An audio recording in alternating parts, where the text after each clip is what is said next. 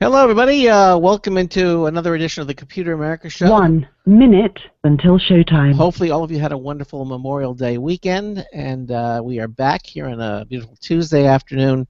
A terrific show planned for you. As always, in the second hour, we'll be doing computer and technology news that's brought to you by Slimware Utilities. They are the official optimization software of Computer America. And in the first hour, they've been on the show before. We have them back again. Nootrobox. Jeff Wu, who is the CEO. We're going to be talking about their nootropics, cognitive formulas that are supposed to enhance your thinking. No, it's not NZT, but it's something along those lines. And we'll be talking to him for the hour as well. So we'll get started momentarily. Sit back and relax as we bring to you 2 hours of the Computer America Show. I didn't catch that reference. NZT? Yeah, from Limitless. Mm-hmm. Oh. Yeah, that memory enhancing. Your show will go live in 5 seconds. 4, 3, 2, 1.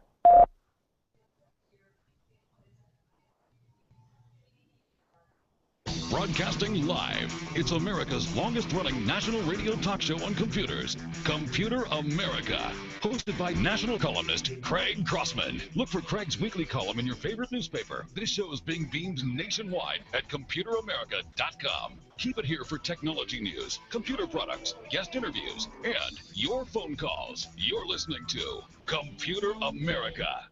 Hello and welcome into the Computer America Show. It's the nation's longest-running, nationally syndicated radio talk show on computers. Computer America is heard around the world and coast to coast. And I'm your host, Craig Crossman. And I'm your co-host, Ben.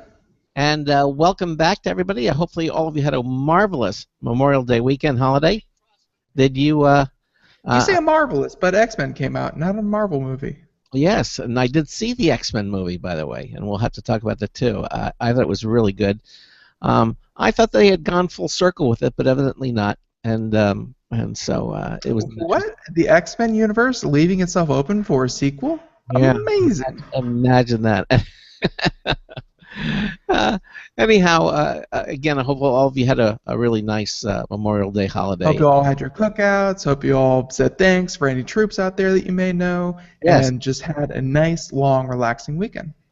Because that's the idea, to kind of, take it easy, get off that fast train, and kind of relax. And,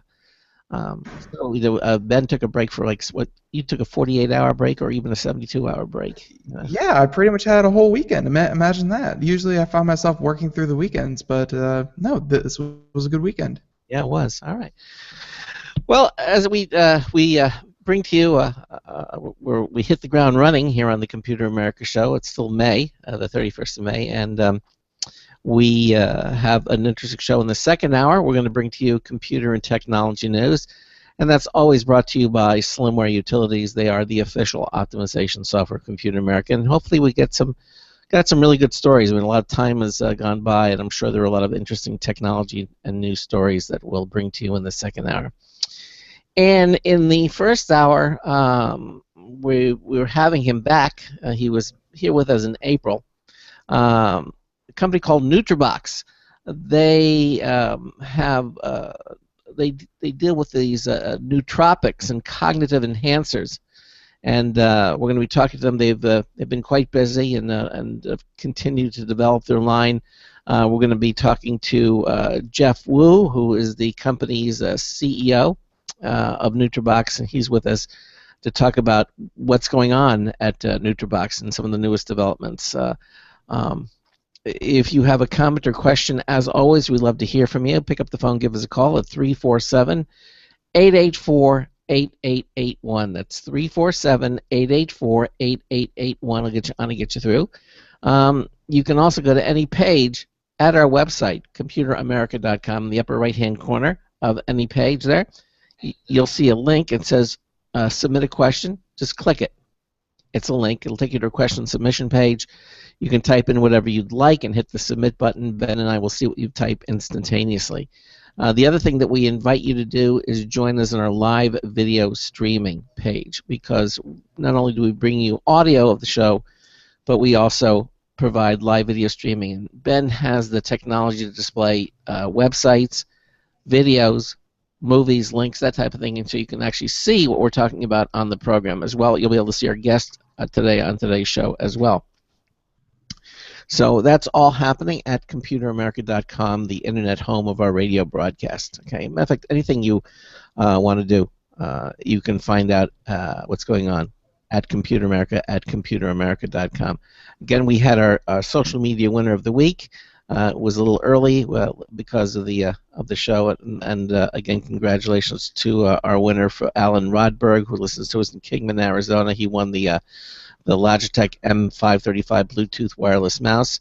We're giving away another one this Friday, and so head over to. Sure, we had to announce that one on Thursday, actually, since we took Friday off. We get word to them on Thursday, but we're going to do another one this Friday because, as far as I know, we're on this Friday, so we'll be doing another one. And again, you can find out how to enter in our contest again at computeramerica.com. It's real just under the Interact pull-down menu bar. You can see our social media contests, and all the instructions of how to enter the contest are there. Boy, I'll tell you, it was a laid-back weekend. I got to kind of snap out of it. I noticed you're pretty low energy right now. Yeah, I know. Maybe Nootrobox has something. Nootrobox has something that can pep you up there. Maybe. We'll find out. Okay, so anything else you want to mention? I know that we're...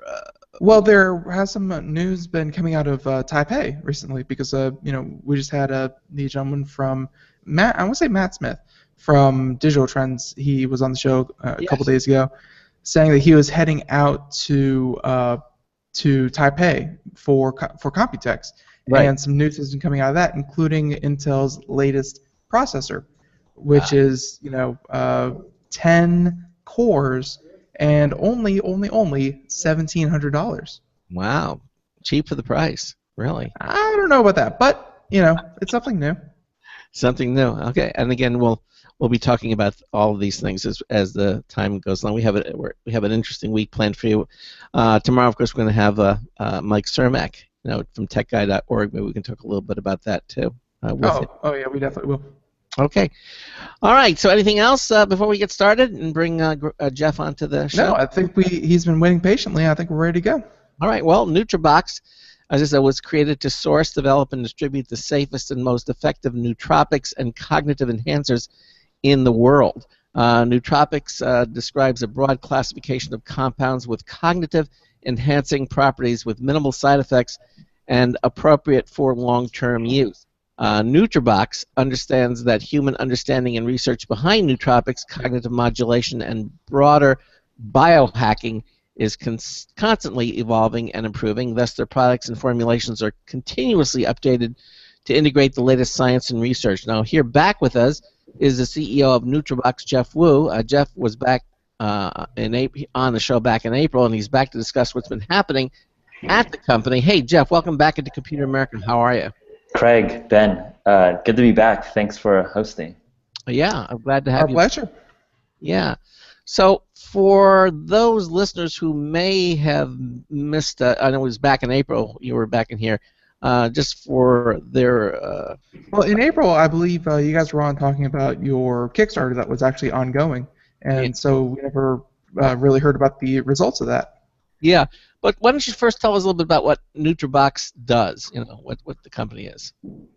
Right. So, Craig, I think you had a good intro. So, nootropics, cognitive enhancing compounds. So we develop, research, and manufacture different consumables, chewables that increase different faculties of cognition, whether it's focus, memory, optimizing sleep. We're a group of technologists and engineers who are building these products. Okay, and these are obviously. Well, and real quick, I mean, why is that a selling point? I mean, engineers, I definitely want them designing, those are civil engineers, but engineers, designing my gadgets. But why do I want an engineer designing, something that's going to keep me alert? Yeah, no, that's a great question. And I think the engineering approach, sort of thinking from first principles, what are the use cases, and how do we, look at existing data and refining and retuning that mindset should be applied across all industries, right? And I think if you look at consumables, what we eat, what we consume, that space has been stagnant, literally for the last 100 years. Like Procter and Gamble, some of these big consumer packaged goods companies, that you have your formulation of Coca-Cola, and you don't touch it. Like people get upset if you evolve and improve the product over time.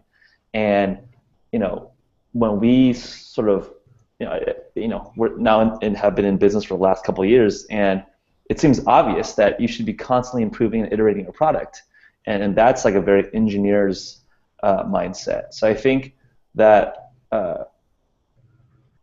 desire to keep improving and to not be stuck on the one and only version is something that is beneficial, especially for things that we consume. Well, I mean, there's obviously two ways to go with that. One is tradition, and Coke definitely has that whole, oh, it's the same Coke that your great-great-grandfather enjoyed, and it's wonderful. And it's wonderful back to, its 1893 recipe.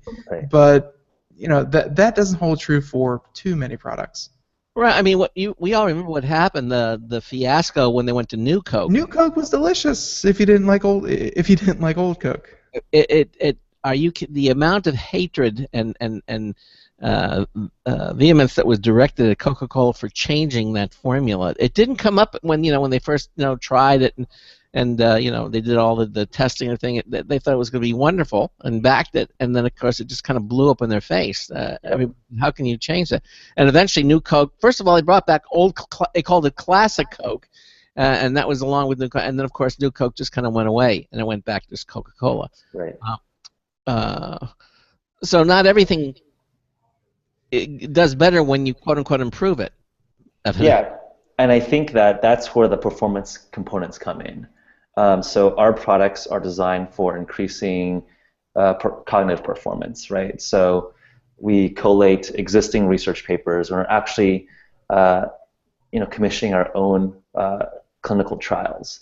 So we have one study ongoing with Maastricht University in the Netherlands, right? And I think with things that are more sort of tasty, it's very sort of subjective. Yeah. But for things that have objective measures, which is where the engineering mindset comes into play again, we can actually measure reaction time. We can actually measure how many mistakes you do when you're doing numerical recall or looking at colors, right? So you can be tuning the formulation to maximize people's scores. So I think in that light, that's the difference between making a candy or a pizza. That's like some people would really like the pepperoni pizza, and that's great. But we're all about performance and engineering that performance. Now, so you said there you had clinical trials, and I'm imagining that's why you go through so many interns, is because some of them don't make it through the trials. Do you actually do these in-house, or do you kind of say, hey, university, we have this, can you test this for us? I mean, what kind of actual trials are you putting, nootropics through? Yes, good question. Yeah, so we actually work with, academics who are well published in the space. So our MD PhD team, we actually just came back from Chicago from the American Psychological Sciences Conference, and there's a lot of psychology and neuroscientists who are looking at cognitive enhancement, or also just therapeutic studies on Alzheimer's, and I think obviously like the brain is a huge area of research, right? Mm-hmm. And there's definitely a lot of interest from the nootropic or cognitive enhancing area, and we partner with the best scientists in the space to be like, hey, let's actually run a double-blinded, randomized controlled trial. So we spec out a sample size of 35 participants, have them go through the full ethics review committee when you're doing human sample experiments, and we're just going through that process right now, and we'll be on clinicaltrials.gov, and we'll hopefully get a published data and paper by the fall. And yeah, I think the first time I came on back last year, we were still sort of standing on the shoulders of giants, right? There were interesting, compelling pieces of data, and now been able to build the company and the business to a point where we can actually sponsor and help push science forward. Well, and again, I brought this out last time for anybody who might have seen the movie or the TV series Limitless. There was a drug in there called NZT, and that was the premise. I mean, there was a lot of, for the movie. I mean, there was a lot of things around it, but basically, NZT was a cognitive enhancement drug, which would, basically make you more clear. And if anyone has followed the show in any capacity and has heard us talk about Limitless, you'll know that your co-host Ben finds that absolutely, I can't use that word on the air, ridiculous. To think that anything like Limitless would actually work like Limitless claimed it would work. That is stupid. Well, I don't know. Is that you might not have something like that, but is that what you're kind of striving for, Jeff? I mean, you're trying to find something that will, Well, hopefully you're not trying. Hopefully you're not trying to strive for something that's going to quote unquote unlock 100% of your brain, because that's the part that made no sense to me. Right. But again, the premise behind it, is that what you're? Is that a better human is okay? Is that what you're kind of what you're aiming for? That you're looking for something to do something along. Granted, it might not have the kind of impact that it had, but certainly something along those lines. Is that what you're looking to do? Yeah, the ultimate mission is really human enhancement. And I think going back to the point of how strong can effects be, and I think that we all kind of intuitively understand that, hey, the things that we consume do affect our mental state, right? Coffee, it has an effect. Alcohol, other substances, they have effects where they're pushing your cognition, your mental state in different directions, right? People eat protein powder to, recover faster from their workouts. So it stands to reason that there are compounds, are substances out there that can push your cognitive state in more productive ways. And yes, I think that's the nuance, right? Like as Ben was saying, the unlocking 100% of your brain, that just doesn't make any sense, right? Mm-hmm. One uses their brain in different ways, so it's not like 95% of your brain is empty. They're being used in different processes. Right. So yeah, I mean, I think the interesting part about this space is there's so much, I think, hype and sort of a fantasy around it that it can be very easy to distinguish between interesting clinical data that shows effects, like the effect sizes that we see are usually between 5 to 10% better on certain measures, and these aren't like, hey, you're gonna be able to learn Chinese or be able to like fly a plane or be a grandmaster chess player in like 2 days. Mm-hmm. I wish, but I think that's just far off in terms of just where technology actually is at. Well, what about memory enhancement? A lot of the things that we do is memory, because they say the understanding is that we have our memories, we just lose the pathway or the connection to those memories in our brain, and they kind of fade. But perhaps maybe some sort of medication or nootropics or cognitive enhancer that will increase memory cognition abilities. Is that certainly within the purview of what you're doing? Exactly. So one of our products, Rise, one of the core ingredients is a compound botanical called Bacopa monnieri, and I was actually talking to one of the lead researchers that publishes some of the seminal papers around Bacopa at the conference this past week in Chicago, and yeah, some of the effect sizes that people were seeing around increased memory recall was about 5 to 10% it's better over a 6-week sort of chronic period. So you're seeing pretty strong effects, but it's not like, hey, you're instantly like 3 times bigger working memory capacity. You're seeing like 5 to 10% increases. Well, yeah, I mean, any increase I think is going to be good. Again, Hollywood will always take things to the nth degree because it's a movie and they want to have dramatic. Because it's entertaining. It's entertaining, but it is. But from that pseudoscience come the actual sciences, which may be based on that or working in that direction to achieve some of that ability. Well, I don't think it's asking too much of people to believe that if you drink, let's say you're having a hard time concentrating in the morning and you feel really terrible, then it's not hard to believe, hey, go to have a cup of coffee, and then a couple minutes later, you feel better because the caffeine kicks in. Or hey, you can't sleep, take whatever it is, and you find yourself sleepy in 30 minutes. I mean, it's not hard to believe that these everyday things that people take for, and although they may be packaged in food and whatnot, it's not hard to think that you could isolate that and then, kind of put it in a supplement that is much, much easier and convenient. Right, and much more fine-tuned, exactly. I think that's one, I think that's a reasonable sort of engineer's approach to it, right? There's things out there that, work, and we think there's ways to make them even better and actually push science and actually start measuring some of these things. And let's just do the best job, let's get the basics right and do the best job possible doing it in a way that's easy for people to understand and purchase and use. So, and just real quick, Greg, we've seen things in the medical field that nowadays they're saying, hey, take baby aspirin. It won't really do much, but it'll help you reduce your risk of heart attacks. It's like, oh, that's good, because otherwise I would never take baby aspirin. Do you find Nootrobox? Obviously, it sounds like you have a lot of really smart people behind it that are doing trials and whatnot. Are you? Because I just heard you say a compound that I couldn't repeat even if I knew the word up and down.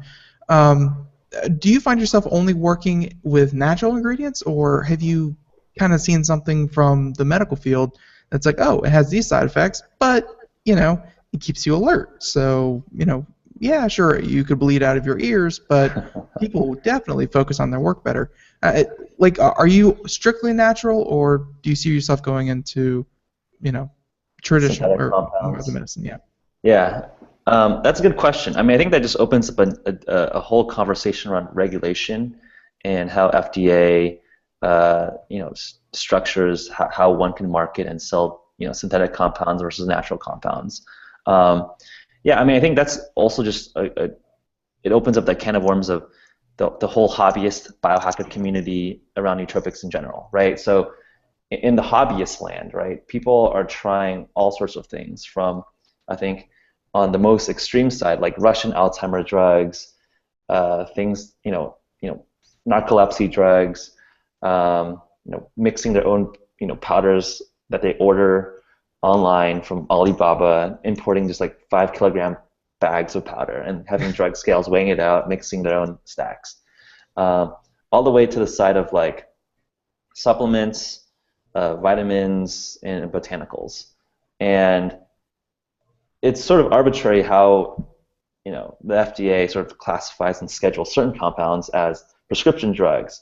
Oh, these drugs are generally regarded as safe, and well, I mean, I think that part is reasonable, right? Like there are certain compounds that have low side effect profiles that one can sort of be more confident in the safety and long-term usage of compounds. But I think in the gray area that I think you're sort of referencing about is some are scheduled sort of prescription drugs, some are scheduled illegal drugs, and some are just sort of gray area chemical compounds that you can sort of buy but not necessarily buy for human consumption. Yeah. So for example, you can buy like hydrochloric acid or some of these random compounds, and you wouldn't eat them, but you could eat them, right? And that's like sort of the gray area of nootropics, where you can sort of acquire compounds that aren't regulated, and you can try experimenting with them. So I mean, as a business, as a company that is sort of at the forefront and sort of leading the charge, I think we made a very conscious decision to play in generally regarded as safe territory, which is FDA sort of white list of compounds with low side effect profiles. Right. But moving forward, I think that's where a lot of interesting things happen, like the gray area, and hopefully helping mold the conversation to bring more and more compounds into the fold. I mean, don't get me wrong. I'm sure you have this one here called Rise. I'm sure Rise would be 100 times more effective if you could put cocaine in there, but not probably going to get past any kind of board, and also illegal drugs. So folks don't do that. Right. So it sounds like you're definitely staying within the within safety. Natural obviously is going to be safer than anything produced, or horse steroids that you buy from Russia, what have you. But it sounds like like I've heard a little bit about this. I have never gone too far in depth of it, but the FDA, I assume you beat your head against the wall, on a weekly, monthly basis. You're trying to follow what the FDA allows, what it doesn't allow, and how it regulates things. I mean, how much trouble are you finding legally trying to produce, these supplements? I think they're actually investing a lot of thinking to revamp the system. I think there's a groundswell of I think enthusiasm from just ordinary people that, hey, like the dietary guidelines that we have are ancient, right? Like I think you might have seen last couple of weeks ago, the First Lady Michelle Obama, revealed that, hey, we have a new dietary, food labeling guideline that will go into place 2017, 2018, right?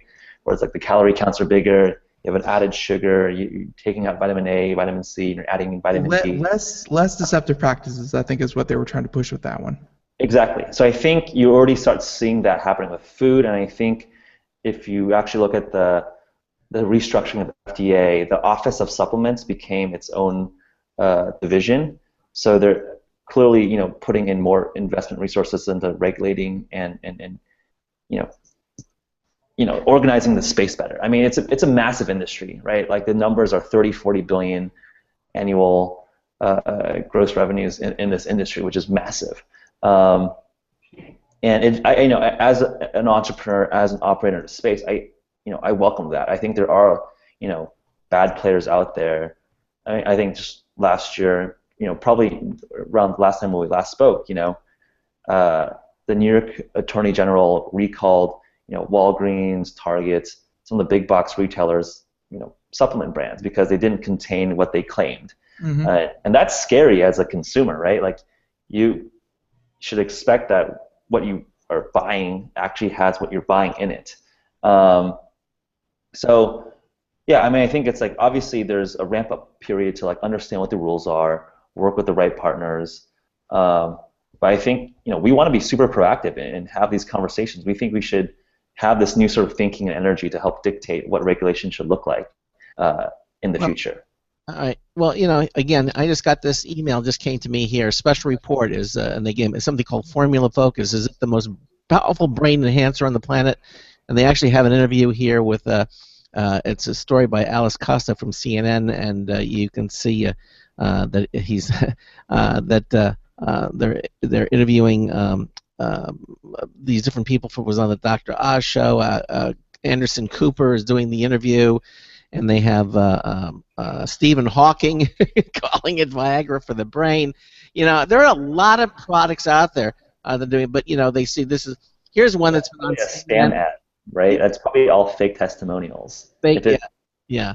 I don't know because you see all these testimonials here, and it kind of makes you wonder because there are evidently there are a lot of them out there that are making claims and kind of makes you. It definitely makes you wary because just like you were saying, Jeff, that the space is definitely crowded, and some would say overcrowded because it seems like a lot of these supplements, you see them on television and they're kind of cheesy, low sound quality, stock photos, that kind of thing, and you gotta do what you gotta do, but these supplements seem to rely more on testimonials than they do the science behind them. Yeah, 100%. And I think that the industry is still in this sort of the stone ages of, hey, we think this is a marketing game and not a research game. And I think, us sort of coming in from the Silicon Valley approach or tech approach, right? Showing the specs, showing the research is, I think, moving forward, going to be the best form of marketing, right? I think consumers are getting more savvy. They want the transparency. They actually want to understand and read what the data, is testing and showing, and sort of like testimonials or cheesy ads or whatever. I think that kind of stuff is working less and less, and I think that that trend will continue to play as we keep moving forward. And yeah, I mean, I think as Craig, you were mentioning, there's a lot of sort of spam sites. It's like kind of what reminds me of like the weight loss pill type stuff, right? We've all seen those email spams, and there's definitely players in this space that are doing that equivalent. for nootropics.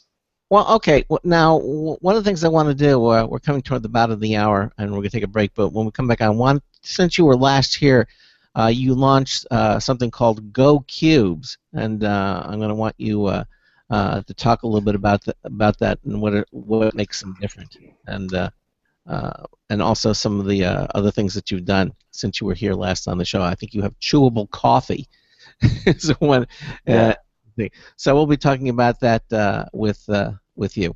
All right, you're listening to the Computer America Show. Ben and I are talking to Jeff Wu. He is the CEO of Nootrobox. We're going to be talking about these effective nootropics and cognitive enhancers that they're bringing to the market. We also have not one but two brand new news tips, both reviews from Marty Winston. We're going to be hearing about the Honeywell C070 evaporation system. All right. Is the first one. Anyway, you're listening to the Computer America Show. Ben and I will be right back. Please stay with us. Sometimes disaster strikes. Data can be lost due to many different reasons. Accidental reformatting, power spikes, virus attacks. Zero Assumption Recovery provides a suite of highly effective and thorough data recovery software for Windows operating systems. ZA is suitable for home users and small businesses who need a powerful data recovery solution for Windows and Linux file systems. Go to z-a-recovery.com. Sometimes disaster strikes. Data can be lost due to many different reasons. Accidental reformatting, power spikes, virus attacks. Zero Assumption Recovery provides a suite of highly effective and thorough data recovery software for Windows operating systems. ZA is suitable for home users and small businesses who need a powerful data recovery solution for Windows and Linux file systems. Go to z-a-recovery.com. Hi, this is Craig Crossman, host of the Computer America Show. You have important meetings to schedule. Your company's getting ready for its IPO, and you're in charge of the PTA fundraiser this month. So how do you coordinate everyone to be available at the same time? Are you still using emails, phone calls, even text messages to schedule meetings with a group of people? How's that working out for you? Not so great, huh? It's a fact that every day, millions of people suffer from scheduling headaches. Well, with Doodle, scheduling meetings with a group of people is quick and easy. With Doodle, you can easily propose available times to each member. Each one checks off the times that they're available, and then you simply pick the time that works best for the group, all in an easy-to-read display that integrates with your existing calendar. Nothing could be more simple. Give Doodle a try for free, and like millions of Doodle users, you'll truly see how easy it is to find the perfect date and time for all your meetings. That's www.doodle.com.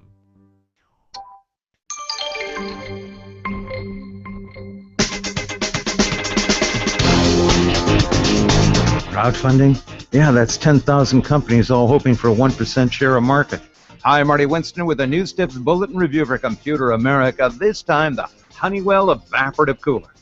The one thing that's not so hot is when you've got a whole big lot of heat taking the fun out of the sun.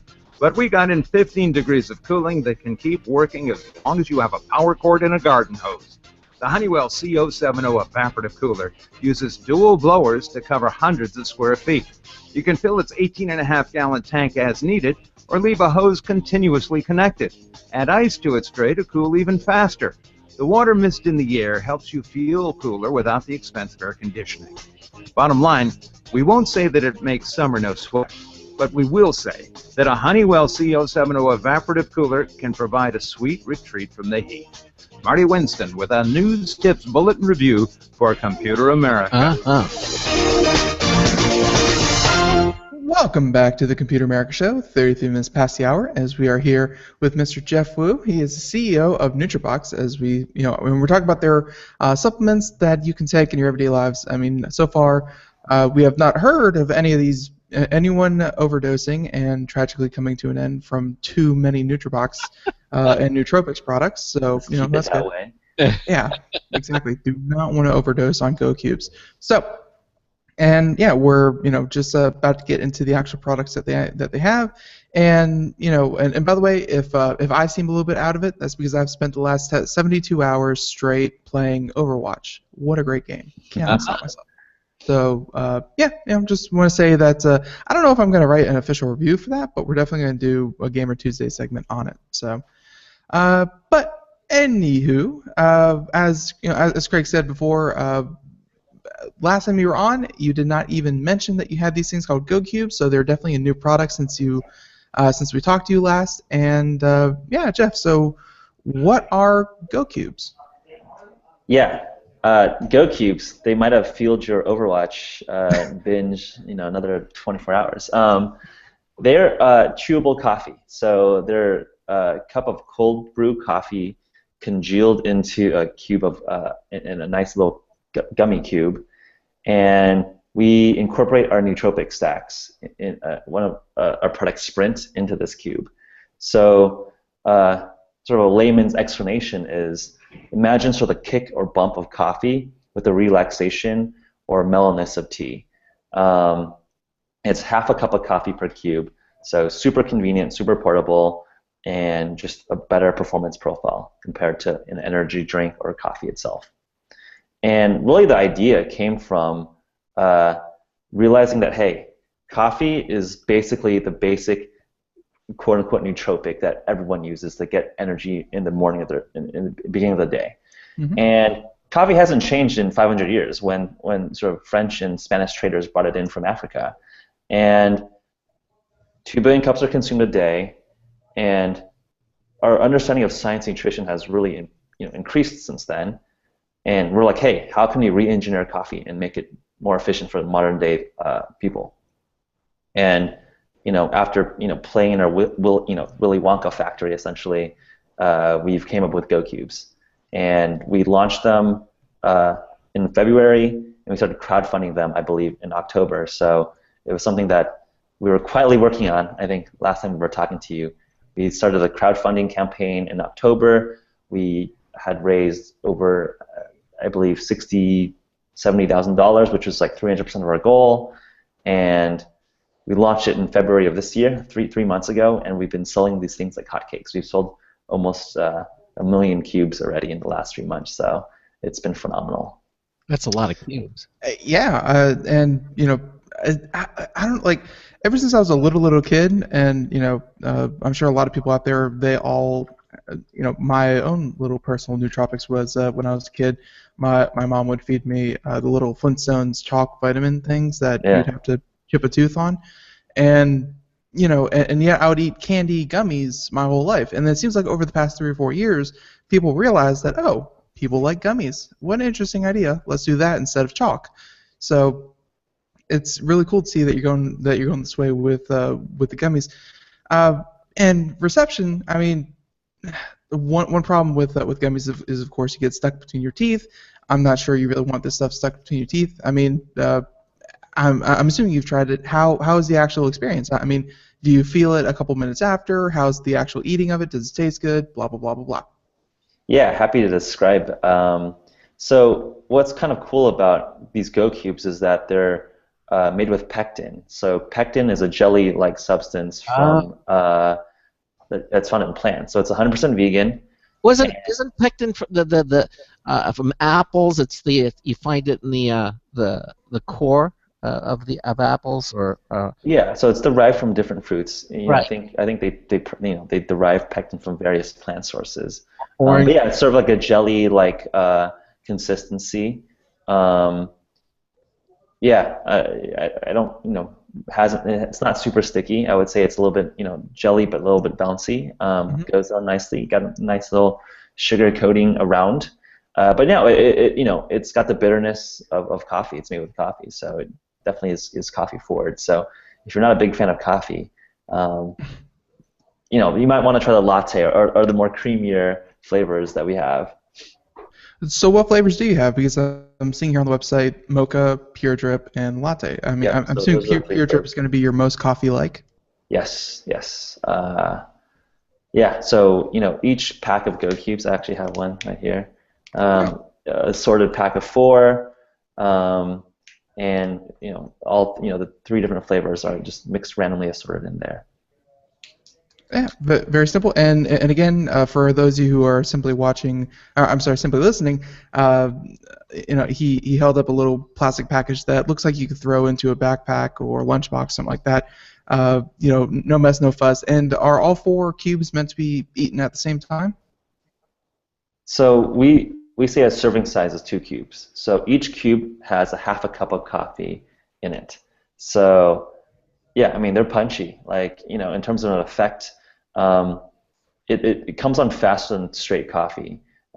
We think that there's a little bit of absorption through your gums actually, and it's a smooth effect. I think I gotta send you guys some. Sure, absolutely. Absolutely. Your taste, your take on it. But yeah, no, it's a cool, fun product. I definitely like the visualization of someone rubbing it on their gums and be like, oh yeah, I feel it tingling already. Wonderful. Yeah. Yeah, the reception has been phenomenal. So we had a big sort of showcase at South by Southwest. We were partnering with Amazon, and I guess something else that's notable is that Andreessen Horowitz, the big VC fund based out in Menlo Park, recently backed us a few months ago in December, and yeah, we were sort of like the talk of the town in Austin, Texas, for this tech music conference called South by Southwest, and yeah, the reception has been awesome. So I think it's like GoCubes sort of is what we sort of call the Trojan horse into the world of nootropics, right? It's a lot more consumer friendly, a little bit more palatable for a new person, new to nootropics. But you start seeing sort of the thinking around engineering different compounds and sort of the effects that you want to sort of to generate, and then sort of bring that into sort of the more biohacker ecosystem that we're building. Now you're talking about the chewable coffee as the future of coffee. Yeah. A lot of people enjoy the experience of drinking a hot cup of coffee, and I mean they're gourmet coffees, and that alone is a pleasurable experience. But I guess if you don't have time for that, and you just want the caffeine fix, how is this different than downing, let's say, one of these energy drinks that you see all over the place here? Yeah. So one, those energy drinks have just a ton of sugar, literally like 35, 40 grams of sugar, which is well, that's what makes them edible. Which is not great for you. So one, sort of our nootropic formulation. So one, having just better compounds in our cubes versus sort of Red Bull. So one of the star ingredients is L-theanine, one of the amino acids found in green tea. So that helps you get sort of a mellow sort of bump. And actually, there are clinical trials that show that when you combine L-theanine with caffeine at a specific 2-to-1 ratio that we do have in GoCubes, you perform better on cognitive tasks compared to straight caffeine and placebo alone. And this is a double-blinded, replicated multiple trials. So from a performance perspective, we're better than your Red Bull 5-hour energies of the world. And then two, each cube has 6 grams of sugar. So we pull down the sugar content a lot more. So it's actually like, hey, you're not literally eating like a freaking jar of sugar. You're eating like a small cube of sugar. And then I think the third, which is sort of less obvious, but drink a lot of liquid for a lot of gamers or people that are working out. You don't want to be necessarily having to go to the bathroom, every couple hours. Especially with some of our fitness customers. They're CrossFitters. They're going on a run or a hike. You don't want to be, having to find a bathroom when you're, 2 miles up on a mountain, or you're right in a match or something. And I think that's sort of a subtle point that people do appreciate without having to ingest a lot of liquid. You're getting that energy. Well, I mean, I was going to say, first and foremost, folks, stay hydrated. It's very important for you. But there is an unintended side effect of of drinking a lot of coffee. That's, I know some people, family included, that kind of have to have the coffee every 15 minutes or off to the bathroom. So it is what it is. of course, the Go Cubes, I can see how they kind of fit in here with, all of your.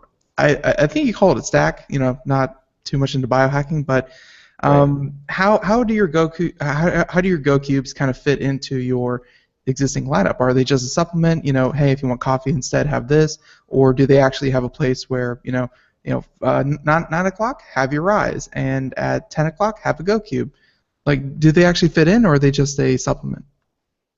So we sort of see Sprint and Go Cubes as sort of interchangeable, right? So Sprint is sort of the acute, short-term, hey, replacement for coffee, replacement for Red Bull, something for a short-term boost.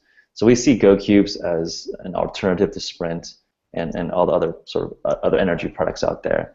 But sort of longer-term picture, yeah, I think we sort of see a bifurcation of our product lineup where you have very consumer friendly sort of beginner products, and then more advanced sort of capsules, soft gels, things that are a little bit more intense, biohackery. And I think the interesting part from a technological perspective was that we are all using computers today. I mean, your show is about technology, Right. and 30 years ago, in the 70s, right, only crazy computer hackers cared about computers. And we're all basically using this. You have supercomputers everywhere in our pockets, on our wrists, and I'm not. You wouldn't classify us ourselves as like super hardcore computer hackers. We're not like super, like your most artistic person is with a MacBook Pro now, and we see the same thing happening with biohacking, right? You have like body hackers, tuning their nutrition, their consumption, their supplements, and their workout regimens. Maybe they alter their diet, so they're only eating no carbs, keto diets, or doing intermittent fasting, and even like stuff like footstep tracking, like Fitbit's Jawbones. 5 years ago, like saying that, hey, I track my footsteps would have sounded like you're a hardcore biohacker fitness guy. But now it's like literally built into our phones, built onto our wrists, and it's commonplace. And we see the same thing happening with nootropics. We expect that, hey, in 5 to 10 years, just a lot of, it'll be just, hey, like, it'll be built into our normal patterns of consumption, nootropics. And that makes sense that what was seen as kind of niche 30 years ago, 40 years ago is commonplace nowadays. And so you're saying that because I think as just as Americans, there's definitely a problem with nutrition, that it's too easy to go through the drive-through, to go out to eat, and honestly people really don't care that much about nutrition, because you have calories and your body likes calories, and when you eat all those calories, your body says good job, and you just kind of shrug off and say, the calories are probably there. So you're saying that going forward, nootropics and Nootrobox is going to start containing things that if you want to be better in day to day, you're gonna I'm assuming you're gonna have a different line of products for for complete complete nutrition, or if you want to be more active, or if you want to be more relaxed, like you're going to kind of in the future make little lines that will cater to what you want? Yeah, I think you hit it sort of spot on in the sense that, like most I think looking at numbers, like 66% of Americans are overweight or obese. I mean, these numbers are staggering, and sort of some of the best minds in the world are trying to make you eat more stuff, right? And it should be like, hey, let's eat smarter. And again, our understanding of science and nutrition are getting better and better. We have supercomputers on us tracking our biometrics, so you should be be able to optimize and fine tune what we eat. So that's definitely the direction that we're thinking. How do we, incorporate the benefits of nootropics, in a way that everyone can easily access. Right now, it's like a hard, sort of a more narrow group of people that are sort of tuned into this field. Sure. So, and just getting into some of the other questions we have here for you. Intermittent fasting. I have a friend that, and I know those words because I have a friend that he was on the bigger side, but he tried intermittent fasting, and I think he lost something in the neighborhood of about 150 pounds. So Oh, you know, wow. so I've definitely heard of it and heard of its successes. So how how does your company do intermittent fasting? Good question. So we got tuned into the notion of intermittent fasting because there's, beyond the weight loss benefits, obviously if you are eating less calories, you're going to lose weight, which is, good for 99% of people. But we got tuned into the benefits of intermittent fasting when there's a lot of data coming out recently about its longevity benefits and also it boosting a generation of new neurons as an adult. So they've done animal models with rats, monkeys, where people on a caloric restricted diet or intermittent fasted diet will have 20%, 40% longer lifespans. And then they've done, brain scans and chopping up brains, measuring the growth of new neurons at the hippocampus. And actually, researchers around the world, like I remember this Oxford professor actually emailed us when we were talking about nootropics, being like, hey, you guys should look into intermittent fasting. It's one of the most compelling mechanisms to increase new neuron growth.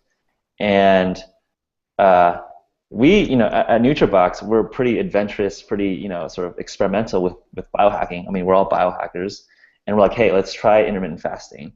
And we sort of did it as a challenge together. So we would basically all fast on Tuesdays. So we have our last meal on Monday night, not eat Tuesday. So I haven't eaten anything today, and I won't eat until Wednesday morning, where we break fast together. So we do a 36-hour fast. Just think of a nice, big, juicy. Wow, Craig, really? You're gonna go there? I'm used to it. I've literally gone to dinner parties where people are ordering seafood, and it's like, I'm not eating today, and yeah. But I think it's like an interesting from a discipline perspective. Like, our bodies are pretty resilient, right? Like our ancestors, when they're cavemen, weren't having readily available food at a whim, right? As you're mentioning, like the drive-through situations, it's very easy to get calories. And the notion of getting that performance boost when you're fasting actually makes a lot of sense from an evolutionary biology perspective. Like, you haven't eaten, well, you better be sharp and hunt that gazelle and take it down and eat it. Otherwise, you're going to starve. So your body sort of kicks into sort of a hunt mode. And that's the fun part about biohacking is that you don't look at it from today's point of view. You look at it where did humans come from? Where what have our bodies really been designed to do?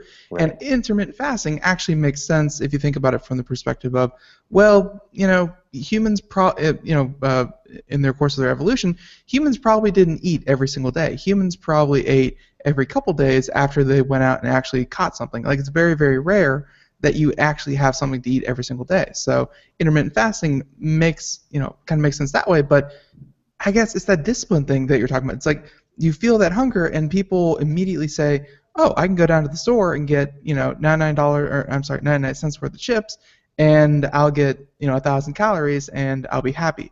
Like, it's so counterintuitive that it's not starving yourself. It's just fasting for 24, 36 hours might actually do some good, and that confuses people. Yeah. Let's talk a little bit about, because we're getting close to the end, about sleep and how that kind of affects our general health. That's if you don't get your rest, and there are different types of sleep. There's deep REM sleep. There's all these different types of sleep here.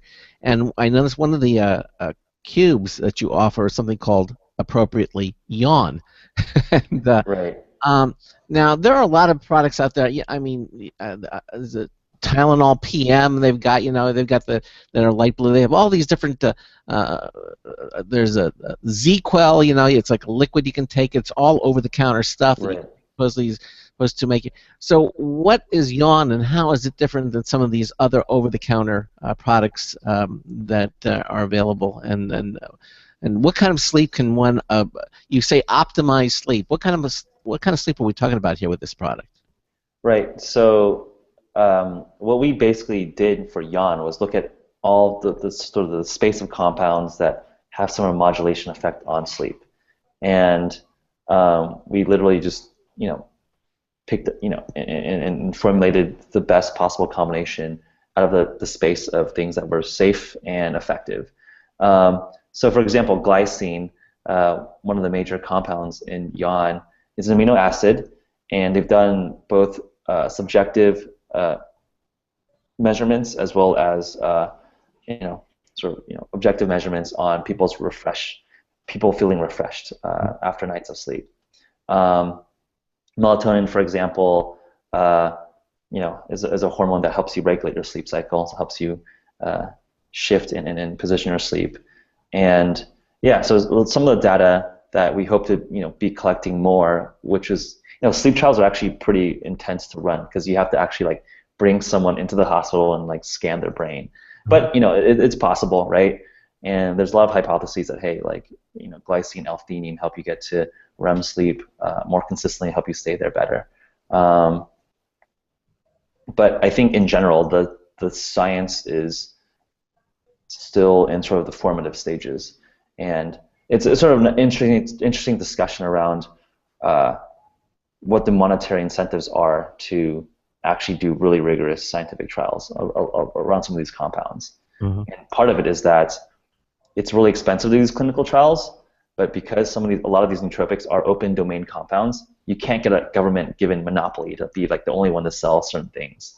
So that's why it makes sense for drug companies to spend $1 billion to make a drug, because you get a 20-year monopoly to milk as much money as you can from it. Yeah. But with nootropics and a lot of supplements, it's more hey, you got to do it for the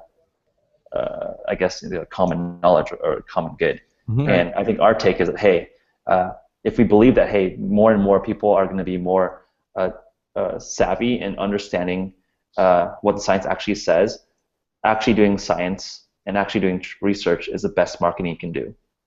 Are you going to be tying in with other technologies out there, like the Apple's Health Kit and there are other ones out there? Are you going to be doing any work with those?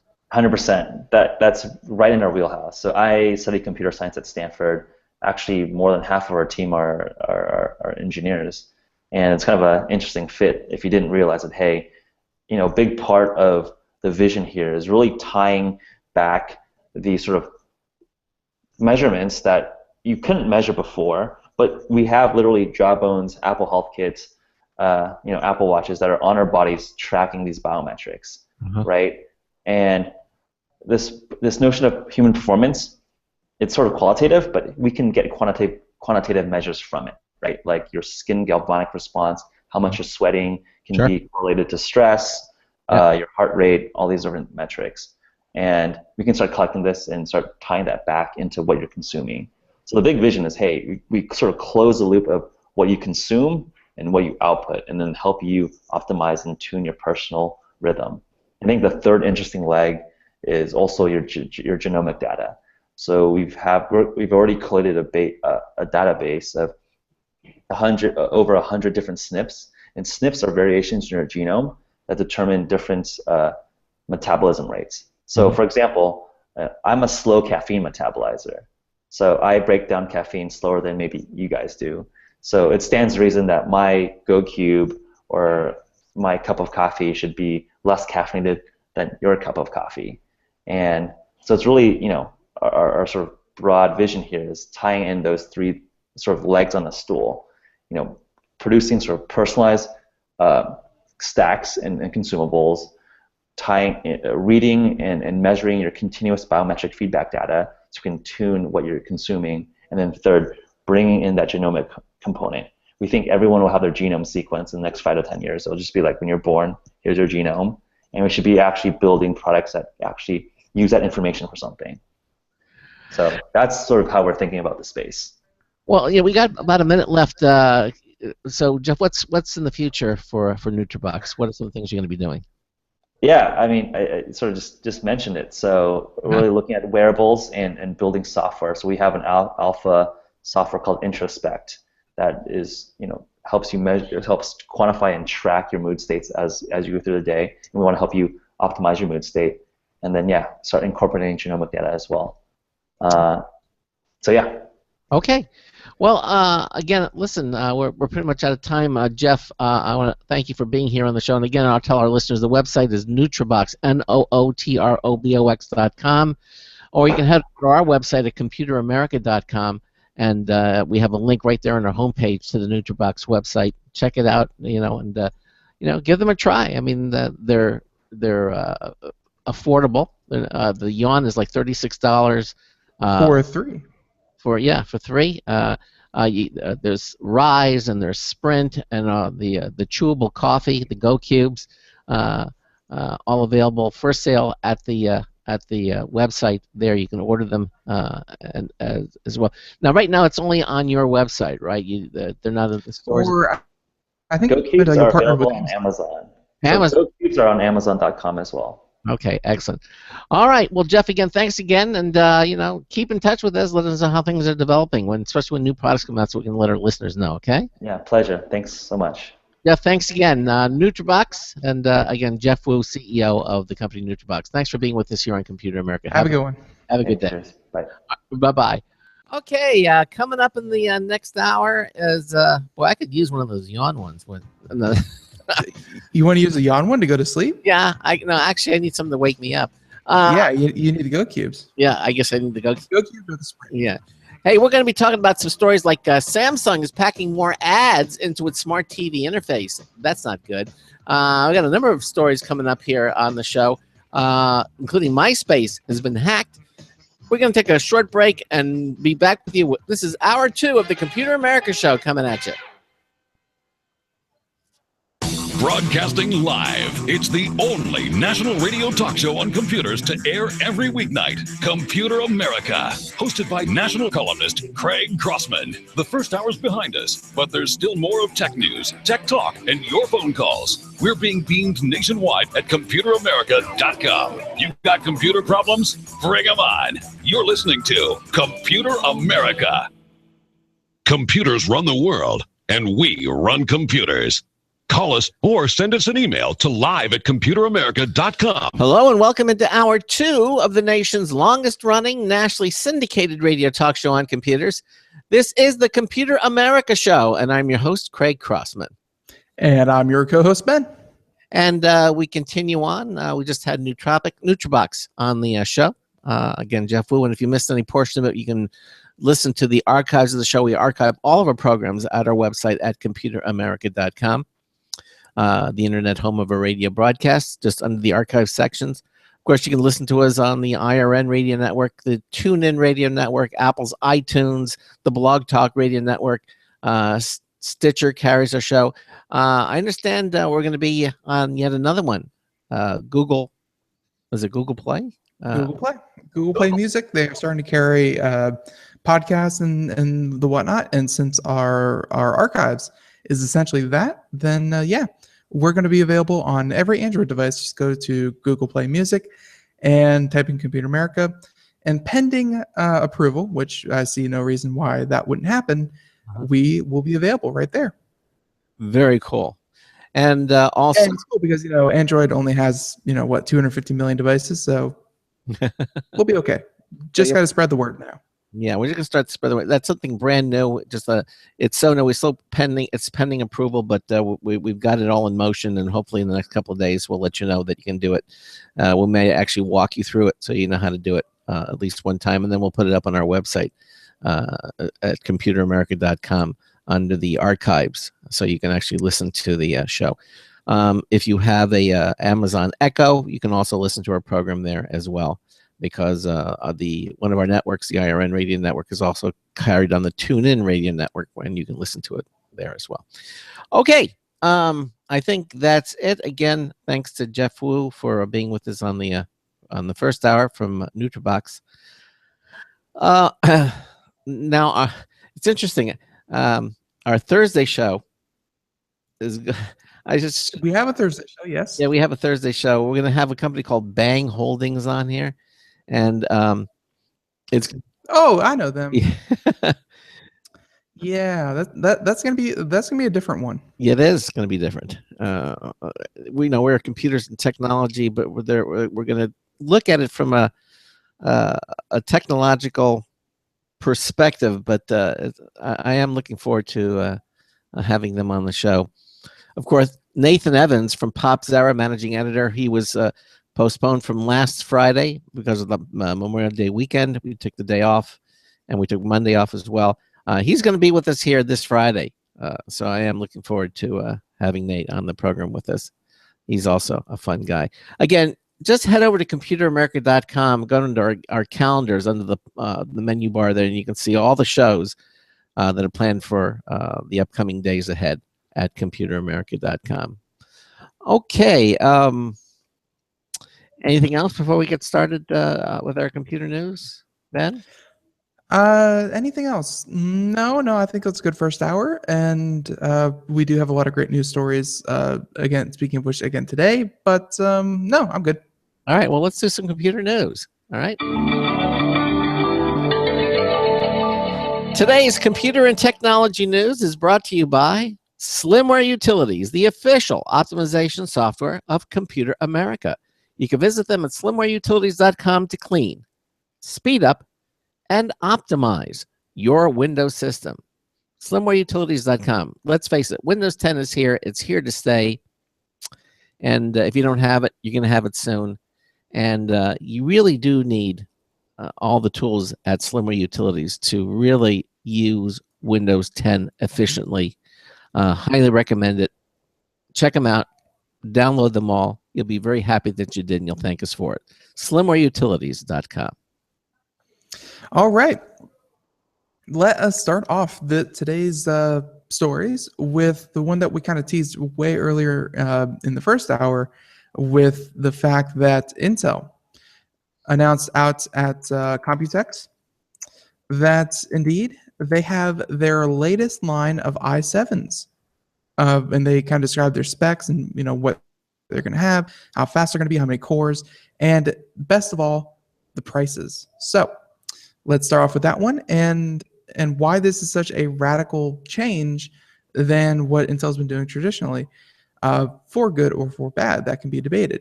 But so this one is from Engadget, but it's been all over, and indeed we're even going to have a couple of gaming companies, computer gaming companies that will.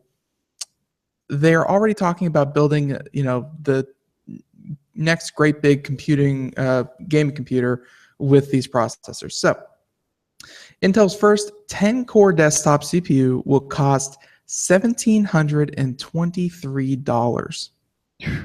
That's a lot of money. That is expensive. So, and of course, Engadget goes on to say that now that the megahertz race has slowed down in the desktop processor world, the new race is all about cores. And to that end, we have the new latest, and yes, this is the $1,700 one, the 10-core desktop CPU.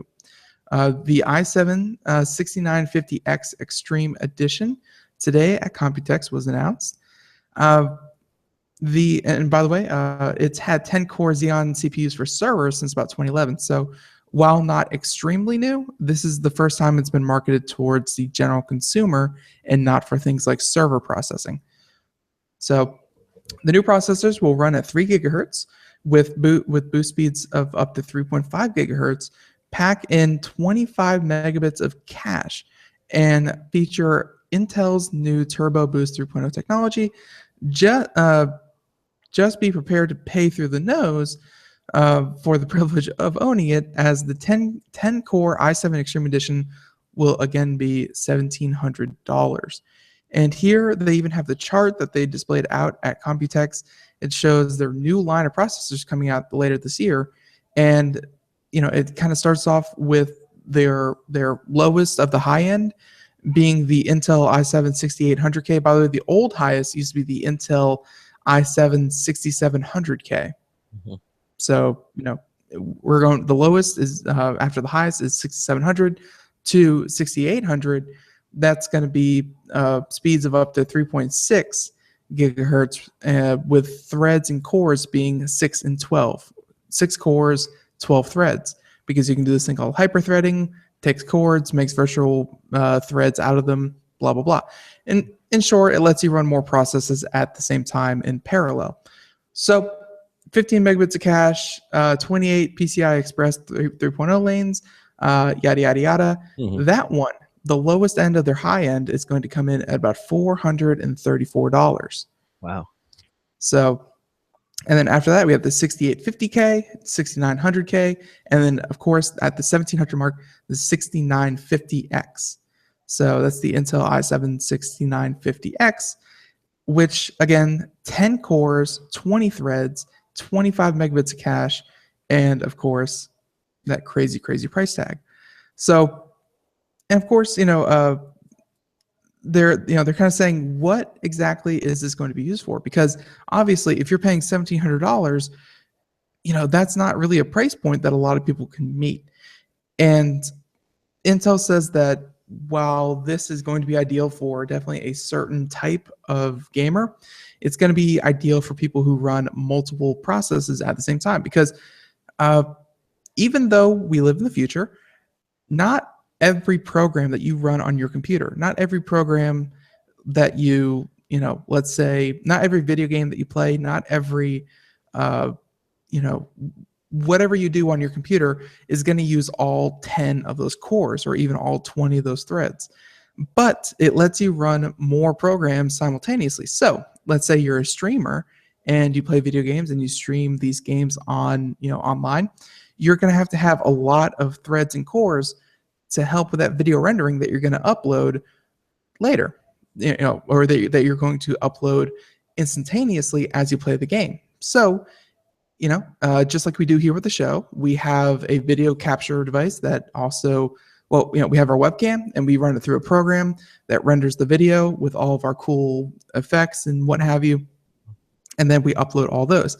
So something like this would be ideal for, let's say, my needs, because I, run all these different programs in the background while also doing the show. So if you find yourself simply playing a game, listening to a music stream with a browser, then $1,700, even if you could afford it and even if you bought it, you probably wouldn't see that much of a performance increase for you. Wow. It's a very niche product, but it's a new niche. So, obviously Intel isn't exactly seeing too much of a demand, but there is enough of a demand with the advent of streaming video games that they felt comfortable bringing the server technology to the consumer marketplace. And the article kind of goes on to talk about the other line of the Intel X series, which is all those 6800Ks and all that good stuff we just talked about. But for those of you who still want power for price, the old 6700K, which up until 2 days ago was the highest you could get, they actually mentioned that those prices are going to go down to about $339 for an i7 6700K. So if you're looking for price for performance-wise, definitely worth looking into the 6700K and the 6600K. Because while yes, those are same generation, but last year's model, they're still very, very, very powerful, and you don't have to pay that premium of being cutting edge. Yeah. And what I'm hearing from a lot of circles is that 10 cores is great, but they make these motherboards, and they have for a while now for servers, and again, hyperthreading and multiprocessing has definitely been a huge been a huge factor for servers who have to render a lot of things. They make these motherboards that actually have 2 sockets so that you can have 2 processors at the same time. And what they're saying is $1,700, huge price increase for just that little bit of extra threading. Just spend the money, get a 2-socket motherboard, and get 2 higher end processors that cost $600. That way you get even more processing power at higher speeds through one motherboard than you would through the one processor.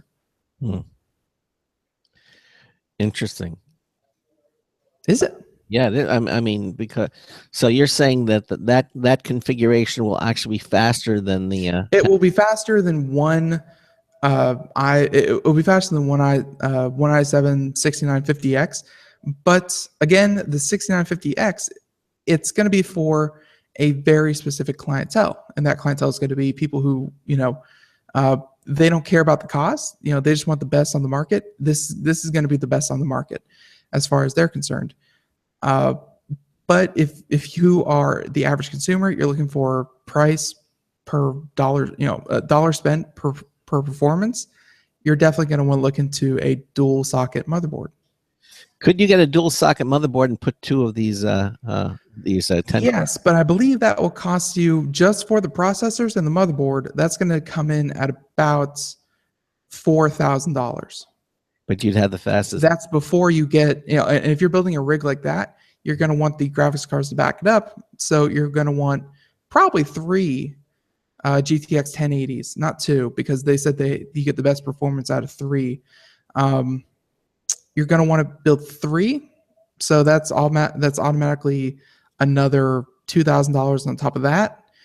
So that's $6,000 before you even get into the power supply, the cooling, the case, you know, any and every peripheral you could ever want, all the monitors. You're looking at about an $8,000 system if you want to go with that kind of setup. And it will be blazingly fast, but you know, you're not looking at the dollar amount at that point. At that point, you just have all the money you could ever want, and you're not looking at the dollar. You're just looking at how fast your computer can be. And that's pretty damn fast. That is pretty dang fast. Yes, it is. But again, that's not like Intel. I'm glad that they're doing something different. Obviously, they haven't met their benchmarks that they set for themselves. There's this tradition of ticks and talks, where I believe a tick would be like an uptick in the software or the architecture of the actual, you know, processor. So like on a tick year, you go from, let's say, 22 nanometers down to 14 nanometers, and that's a tick year.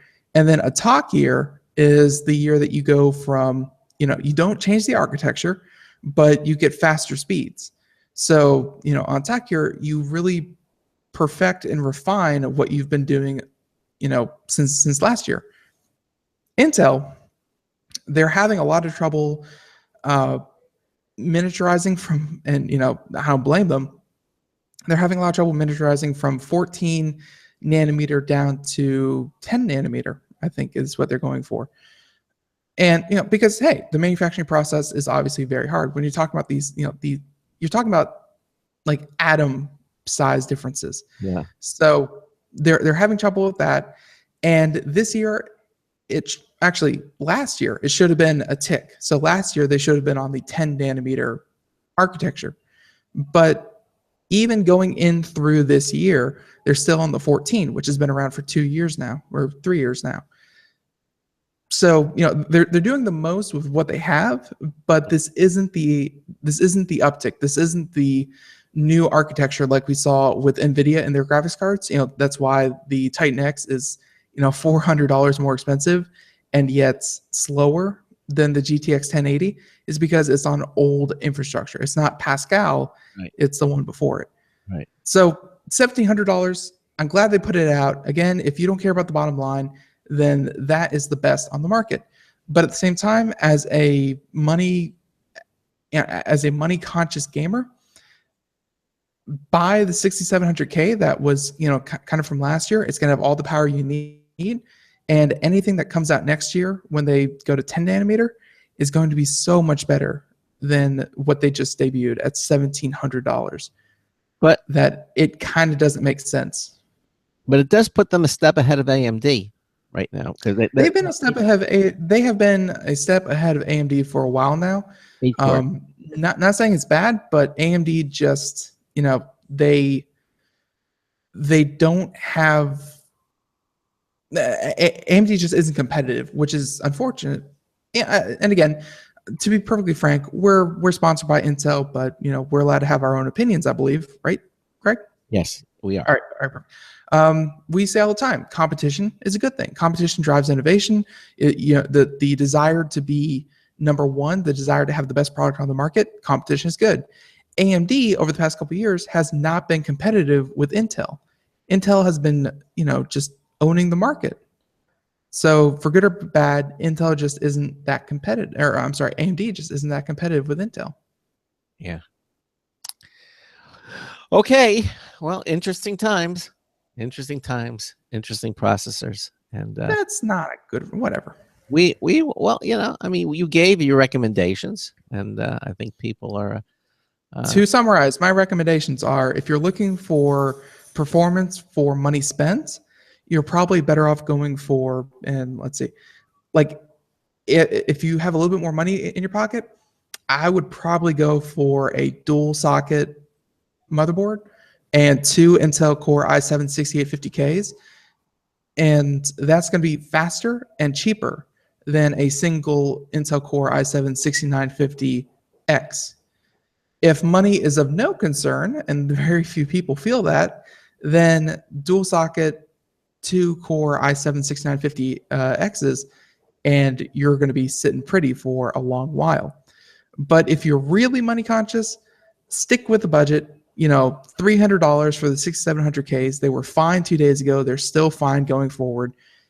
Wait for the actual tick that's coming in the next year from Intel, and then purchase whatever they release out of the 10 nanometer architecture, because that is where you're going to see the most improvement for the most dollar amount. All right. Okay. There's a couple of the stories that kind of tie in, but I'm going to let Ben do them. We're going to talk a little bit about Origin PC. They just came out with the velocity micro jumps on the Intel 10-core processor. And also Digital Storm's latest gaming all-in-one will have a 10-core CPU. Like I said, it is currently the best on the market, and they will continue to be the best on the market because, hey, it's the fastest out there. So when we talk about these gaming companies, when they build their flagship products, they're going to use what is best available. And right now, it's the newly announced Intel i7 6950X. There you go. Okay. All right. Now this next story is from Tech Hive. We had what was it? The robot that looked like an eye. It looked like a giant eye. It looked like a iMobi. iMobi, yeah, exactly. There are a lot of these robots that are coming out that are, and evidently, this is different because ASUS, very well known for their motherboards, what have it. Evidently, they are stepping into the world of robotics because they just unveiled something called Zenbo. And Zenbo is a cute little companion robot with a touchscreen face. Now it really is cute. If you're looking at the website, Ben's live video, you can actually see it. He looks like he's actually winking at you right now. But ASUS has just unveiled what is likely to be the most talked about product at this week's Computex trade show in Taipei. Excuse me. Taipei Computex. Yeah, Computex. This is where Matt is from Digital Trends. Digital Trends magazine is actually at it now. But this little robot called Zenbo is a cute little talking robot for the home, and it's priced at $599. That's not bad. Okay. Now, what does it do? Because I mean, it may not be bad for the price, but what is it for? Okay, well, ASUS pitched it as a personal assistant that can help look after elderly relatives or read stories to the kid. But that might be selling it a bit short because evidently it's a lot more capable. Is that the robot is about 2 feet high? It rolls around on little wheels with a display that can show its animated face or be used for other things like making video calls and streaming movies. The ASUS chairman demonstrated Zenbo at a press conference in Taipei yesterday, giving it voice commands and asking questions as it rolled around on the stage. Hey, Zenbo, is it true that you can take pictures, he asked? And the robot replied, yes, I can take photographs. He told Zenbo to take his photo with the audience in the background. He positioned himself on stage, and Zenbo trundled over and took his picture. It was an impressive demonstration, assuming the Zenbo wasn't being remotely controlled by someone from backstage, which I'm sure it wasn't. That would be misleading. Well, there's always that possibility. Yeah, but I don't believe it was. And this is company like ASUS isn't going to do that. Oh, did you see the press conference? That would be like that's a lip syncing. You know that you don't want to do. Oh, you're right, and that never happens. Well, yeah, but the point is you don't want to do that because you do that, that's going to work against you because it will be this. It would come out immediately. So, anyway, there was no word when Zenbo will go on sale, and a spokesman said that ASUS doesn't yet have a ship date. It wants developers to sign up for a software kit that will let them build applications for it. Okay, but Zenbo appears to be able to do quite a lot already. A big part of the pitch is caring for the elderly, which could be especially popular in nearby Japan, which is struggling with an aging population. Zenbo helps to bridge the digital divide between generations by allowing seniors to make video calls and use social networking with simple voice commands. Okay. It can also connect to a smart bracelet and alert relatives via smartphone app if their elderly relative has fallen down. Now, it's not something other robots haven't done before, but it's impressive that ASUS will now offer these capabilities for the price of a PC, making it much more affordable. I don't know if you have the movie up and running, but you should. Oh, you are showing it. Yeah, look at that. Isn't that cute? Look at that. He's rolling around doing his thing. Okay. For Zenbo, for kids, Zenbo can read them stories, show videos, and play interactive games. It's tempting to think of Zenbo as an Amazon Echo or Siri on wheels, though it's unclear if it will be as smart as those other digital assistants. It does attempt to answer general knowledge questions, though. For example, you can say, hey, Zenbo, who's smarter, Leonardo da Vinci or Albert Einstein? He says, then Zenbo said, I'm sorry, I don't know the answer, but I will continue to work on my knowledge. Okay. It will also be able to dim the lights, turn off the TV, and control other household appliances, though he didn't say which technology standards it will support or how it will do that. But, hey, with the Internet of Things, it's certainly coming at a right time. Really cool video, by the way, if you're watching our live video stream. I'm just hoping that because 2 feet, it's nothing to kind of scoff at, but that's about the size of a medium-sized dog. If you're again watching the video, about the size of a medium-sized dog, but it kind of Roomba-esque, obviously because of robotics. But I'm just hoping it doesn't become a tripping hazard because obviously they are selling this as kind of, as you said, a bridge measure between folks who really don't want to deal with technology. Instead, you're going to be able to control this with voice commands and whatnot. I just hope that this doesn't become a tripping hazard because it's following you around all the time. And every time you turn around, well, now you fall over it. Well, I don't think any more so than a dog would be. I think. Well, I mean, the elderly falling over their pets is actually one of the leading causes of, broken bones. Well,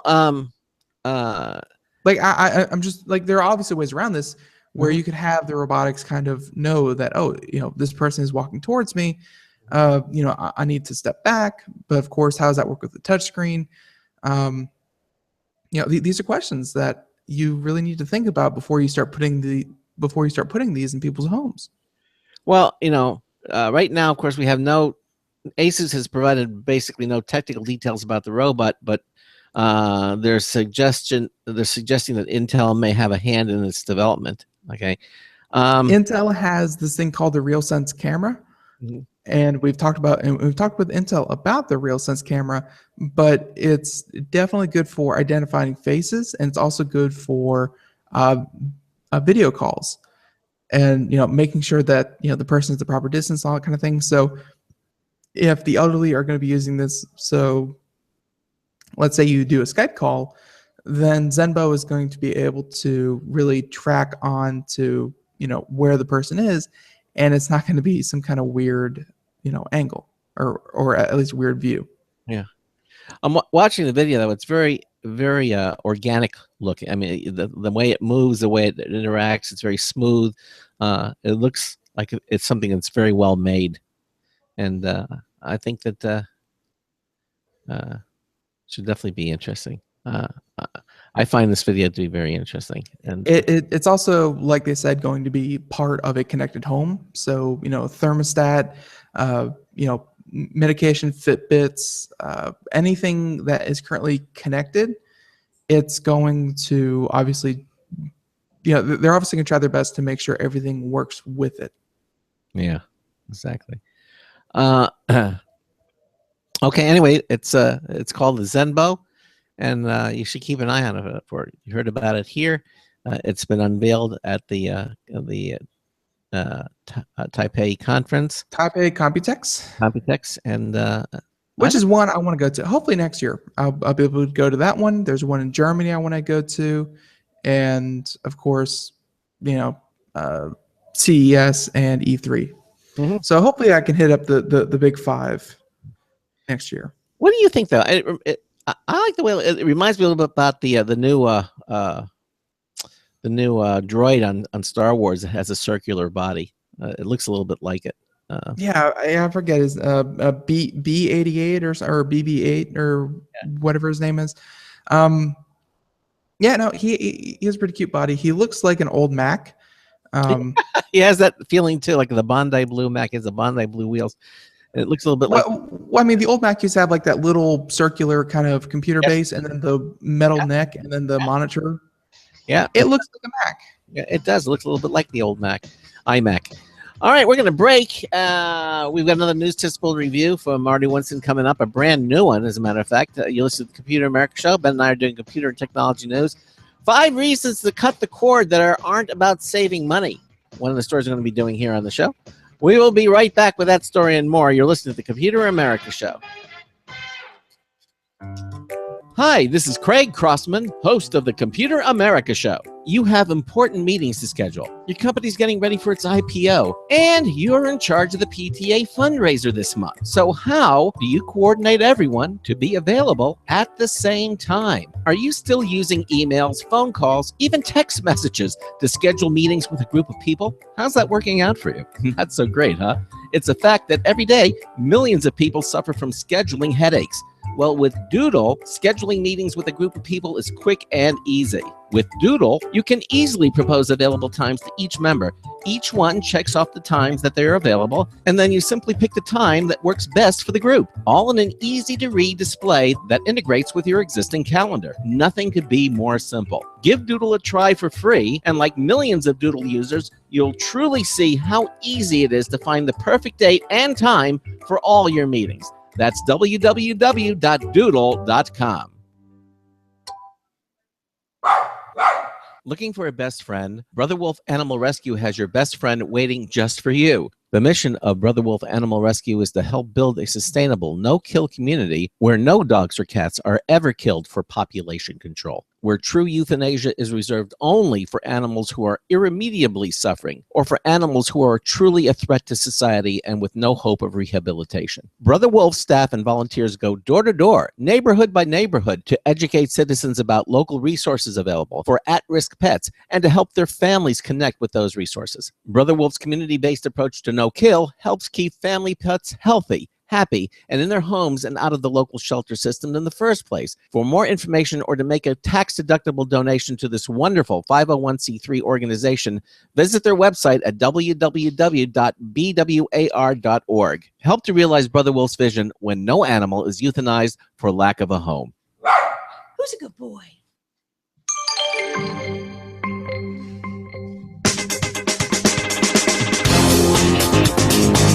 So I asked him, is it still social media if you can't get a date? Hi, I'm Marty Winston with the News Tips Bulletin Review for Computer America. This time, a Honeywell portable air conditioner. Does every house have a room that air conditioning seems to never reach? We got a cure for that, a Honeywell 12,000 BTU portable air conditioner that you can wheel from room to room if you like, as long as there's a window to host its exhaust hose bracket. In all but the most humid weather, water gathered during dehumidifying evaporates out that hose tube. If there's too much, a drain at the bottom lets you empty it. A clever sleep mode relaxes, then restores the thermostat by 2 degrees when you use it. There's also an auto-off timer. Bottom line, whether you want to just run the fan or adjust the dehumidifier or use it to beat the heat, the new Honeywell 12,000 BTU portable air conditioner is a really cool way to go. Marty Winston, News Tips Bulletin for Computer America. And welcome back to the Computer America Show. It is 30 minutes past the hour, and I have some special news to share with all of you. I haven't even shared with Craig yet. Yeah. Really? I am getting married. No, I'm not. Okay. No, the special news is that I just received confirmation from Google Play Music, and yeah, Computer America is now going to be broadcast live on Google Play. Well, not live.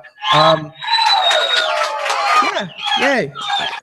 Right for that. Not live because again, it's off of an RSS feed. There we go. And so after we are done broadcasting here, we will in turn be uploading it simultaneously to Google Play. So at 5 o'clock every day, if you so choose, you can find it on the Google Play Store. Very nice. So of today's show, yeah. So you just go to google.com, and then in the upper corner you can just a little grid there. They have all different things. One of them is called Play, Google Play, and it'll take you there. And then you go into the search and you just type what Computer America in the search bar. Yeah, I'll have to see what it actually is, but I did all the legwork. I just never actually went about it from a from a listener point of view. I should probably go try that right now. Yeah. But yeah, just received the confirmation email, and it said, "Congratulations, you have been admitted." So we are good to go. Excellent. All right. So Good and stuff. we'll give you more details on that in the next day or so, and if we had to put a link on the website, we'll put a link there too. Yeah, it's definitely something we're going to have to add. Absolutely. All right. In the meantime, Ben and I are doing computer technology news, brought to you by Slimware Utilities, the official optimization software of Computer America. I just love it when we can announce new things like that, Ben. Really, it just shows that we continue to expand and grow, and add more ways that people can listen to and enjoy the show, even when they're away from their computer. Grow, expand, explode. That's our motto. Okay. All right. So who's next? I am. I think I am next. No, I am. You just did Zenbo. That's right. I just did Zembo. Okay. So I think you need some of those brain enhancement. yeah. All right. So let's piggyback off of the Intel 10 core processor because that is such big news. Yeah. So Origin PC, friends of the show, and Velocity Micro jump on Intel's 10 core processor with a new computer. So now that Intel has officially trotted out the Core i7 Extreme Edition processors based on its shiny new Broadwell E platform, gaming PC makers are coming out of the woodwork with systems that have these extra fast chips. So you'll now find up to a 10-core processor in models from the Origin PC. They're all of their desktop models, and Velocity Micro, which has the Raptor Z95, Raptor Signature Edition, and another one. If you like, if you like to run multiple apps at once or use software that thrives in multi-core CPUs, you're in paradise. And again, these are ideal for video editors. Mm-hmm. So get ready to pay a tidy sum, though, because obviously new equipment, new things. Yeah. So get ready to pay a tidy price. Origin hasn't mentioned pricing for Extreme Edition equipped models as of this writing, but Velocity Micro notes that the lowest cost of the PC of its bunch starts at about $1,800. And again, that is without, undoubtedly, the i7 6950X. Yeah. So, and that's practically par for the course, mind you, if you're the sort who wouldn't flinch at paying $600 plus for a GTX 1080 video card. Springing for an extra processor isn't that much of a stretch. I want to counter that by saying it is a bit of a stretch, but hey, it's be prepared to see PC manufacturers who tote this as saying, yes, we have the new Intel Core 7 10 core processor, but just know that when you see those crazy price tags, that's because of that processor is so expensive. Yeah. Wow. Because again, their lower end of the gaming computer spectrum starts at about the price of just the i7 processor. Yeah, exactly. So lots of room to go up from that $1,700 mark. Yeah, right. And okay, but as you say, it's here. And now I kind of teased the story from Tech Hive. 5 reasons, count them, 5, to cut the cord that aren't about saving money, because we've always heard, cutting the cord, the cable, it's, but evidently this is given by Jared Newman. He says, when I cut the cable TV cord in 2008, the decision came from necessity. His freelance writing career was just starting. He couldn't scrape together, the money for the TV service. 8 years later, he's gainfully employed, but still has no desire to become a cable subscriber. Okay. And he's got 5 reasons why he's happier without traditional TV service, monthly savings aside. Freedom from the physical cord. Well, obviously, with cable, your TV setup is dedicated to some extent by the location of the cable cord itself. Okay. You have to run the cable throughout the floor, the walls. If your house isn't wired, that's certainly a bad. With smart TVs and streaming video boxes, all you need is a power outlet and broadband Wi-Fi service. Okay, we see that typically with our the Vizio that we have here. You can get Netflix, everything, without having it connected to anything. It's wireless. The other thing is freedom from ads. Thanks to streaming services like Netflix and Amazon Prime, ad-free video is becoming the norm. Hulu added a commercial-free option last year, and new services such as NBC's CISO and Turner's Filmstruck are launching without ads as well. So by default, a cord cutter can spend an entire day on the couch without ever confronting an advertisement. Less living room clutter.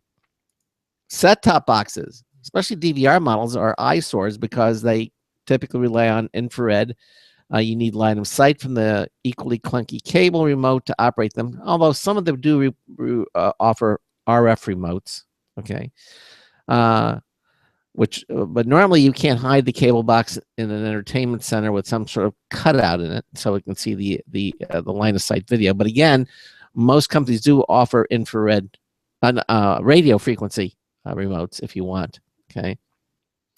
And then he says also you get respite from the always on TV. He says, for a while after cutting the cord, I missed being able to start watching something just by turning the TV on.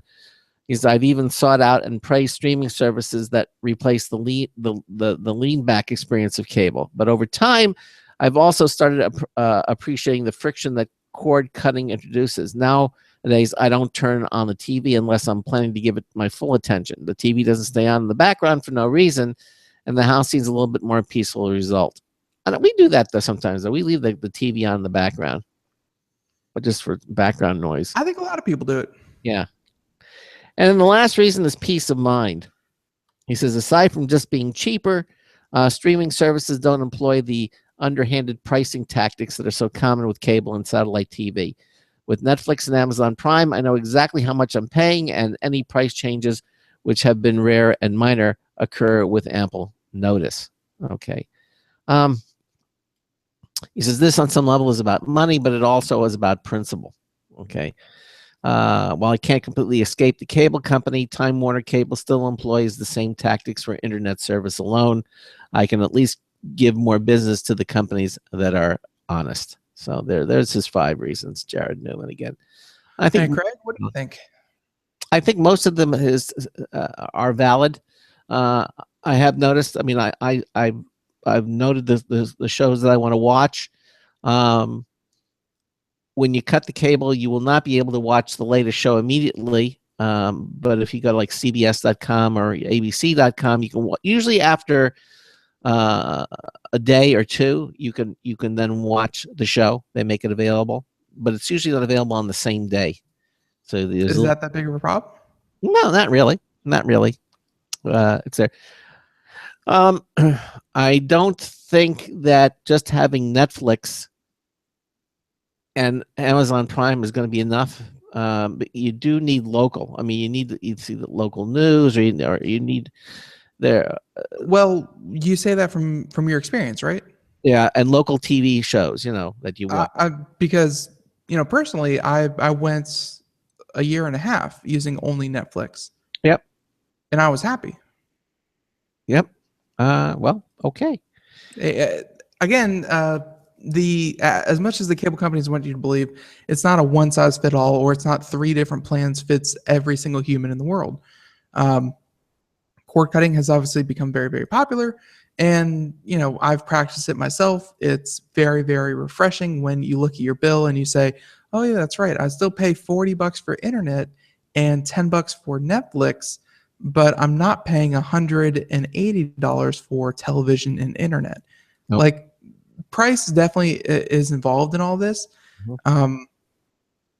Yeah, and there's another story that I didn't include, but I saw somewhere else that ESPN, one of the last big holdouts for traditional cable television, because yes, ESPN does have some stuff on the internet, but they really haven't dedicated themselves to live streaming on any of these big services. ESPN actually lost 10 million subscribers over the past 3 years. Wow. That's a big number. It is. And 1.5 million of those have just been from the last 3 months alone. Wow. So, yeah, and traditional television, as much as they want to kind of keep their head above water, which we're seeing with the added with all the data capping and all the ways to kind of get more money out of people using traditional internet, which has never been a problem before. They're saying they're adding all these fees because they have to kind of make the bottom line up elsewhere. Mhm. And when you cut and when people cut expenses, obviously that hurts their bottom line, and things need to adapt. So yeah, Greg, you're saying that you would never become a cord cutter? I never want to say never, but I think if I cut the cord now, then I'm going to feel deprived. I can't see what it is that I'm seeing now. So Okay. I want to turn on Jeopardy, or I want to watch Wheel of Fortune or something. I can't watch those shows anymore. Wow, that's probably the oldest thing said on the show. Congrats. That's quite the feat. Your award is in the mail. So let's move on to all right. How about this one? This is new hardware, and Samsung does a lot of great stuff in their research and development department. They obviously want to make new. They also want to make new hardware that's going to power the future, as we saw with their 256 gigabit. Samsung did a 256 gigabit SSD card, or I'm sorry, micro SD card. There we go. The one that you kind of put into a camera or a phone, those little tiny ones. Yep. About the size of a decent sized hard drive in a traditional computer. So, very impressive there. They were the first ones to come out with, I want to say they have like a 15 terabyte traditional hard drive and like a 7 terabyte solid state drive. Like, Samsung really pushes the capacity of all these different hard drives. Well, they're back in the news, but not for capacity's sake, but instead for weight and physical area. So Samsung mass producing industry's first 512 gigabit NVMe solid state drive in a single BGA package for more flexibility in computer design, device design. And that doesn't sound too much of a hoopla until you hear about what it really promises. So Samsung Electronics, the world leader in advanced memory technology, announced today that it will have the industry first NVMe PCIe solid state drive in a single ball grid array. Amazing. So package. So and they have a quote here from the lead designer and why it's so cool. But and there's some stuff here talking about how thin it is, 20 nanometers, all that kind of stuff.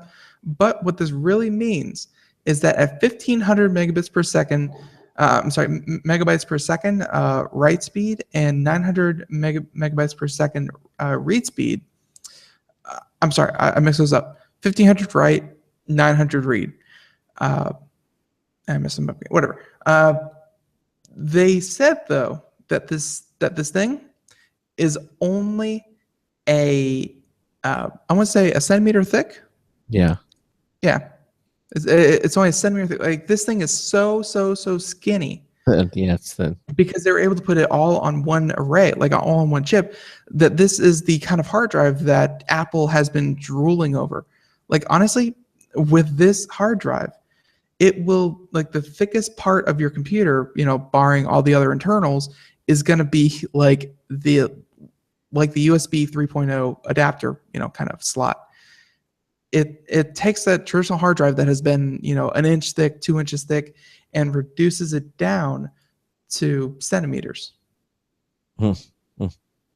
Crazy. Oh, and yeah. So, and they actually have the number right here, where the new solid state drive, the one that we're talking about, is 20 millimeters by 16 millimeters by 1.5 millimeters. So, whip out your calculators, and weighs about 1 gram. So about the same weight as an American dime. For all of you who do not know the gram system, this solid state 512 gigabyte hard drive weighs about the weight of a gram, about a dime. That's tiny. How how much thinner do you need these things to be? How much lighter can you really get these things when they weigh about a gram and they are 20 millimeters thick? You put it in your pocket, you'll lose it. You would crack it in half. You'd break it because it would snap in half.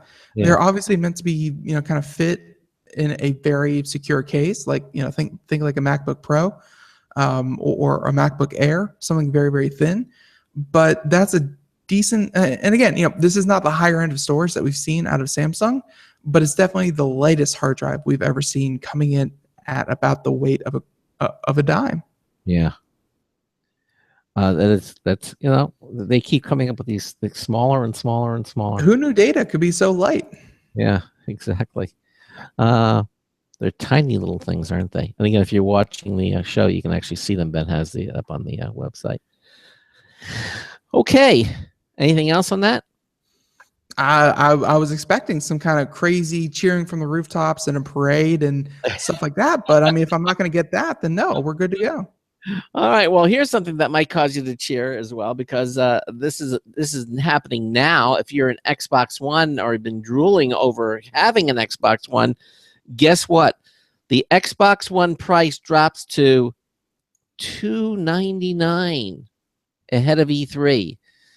And this is John Finkus. He asked the question, is this a sign of new consoles to come or just a better deal? See, if Microsoft is hoping to quell rumors of new Xbox hardware at E3, it isn't doing the greatest job. Microsoft has permanently cut the prices of Xbox One consoles by $50 across the board, lowering the base price to $299.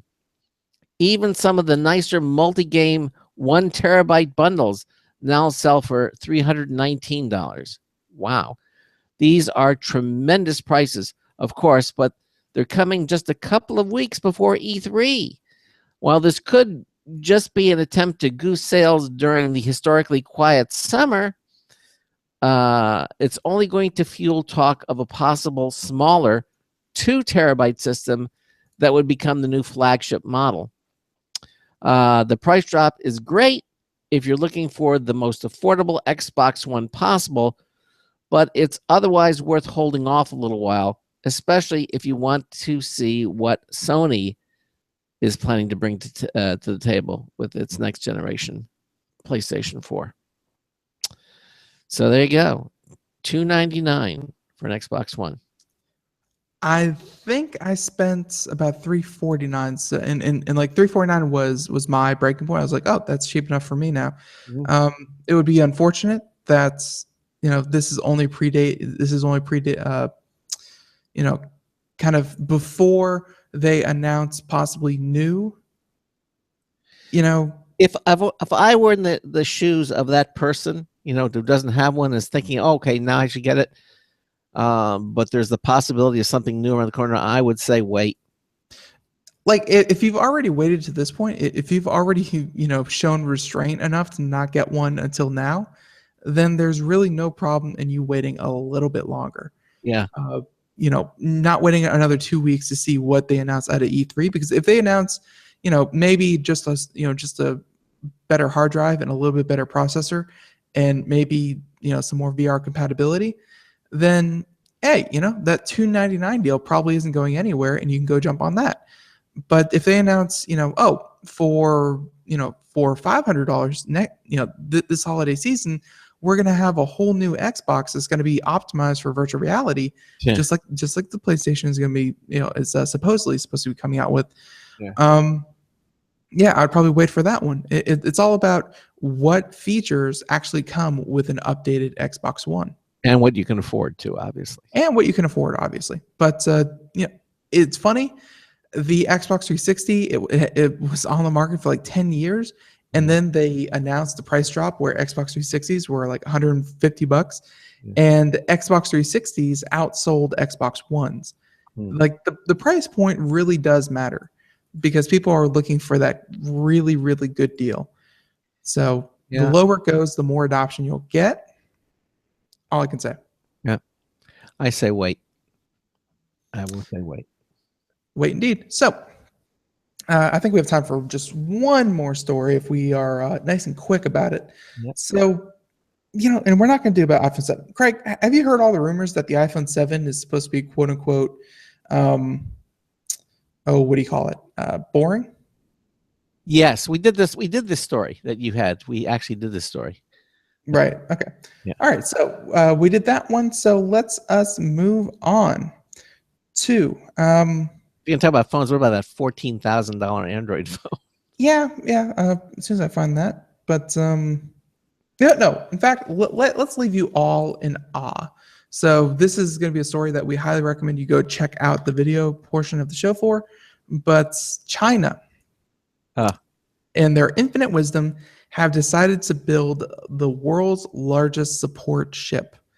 So, and it's called the Guanghua Ku. Okay, and yes, it hits the water.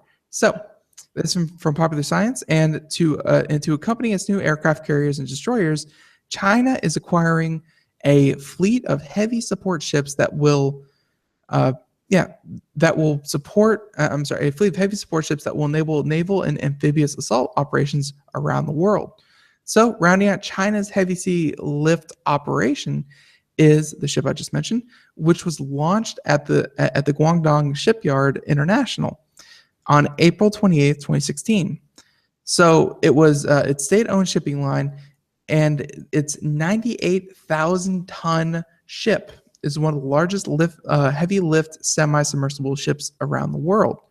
While owned by a state-owned civilian company, it's almost certainly available to the plan for peacetime and wartime usage.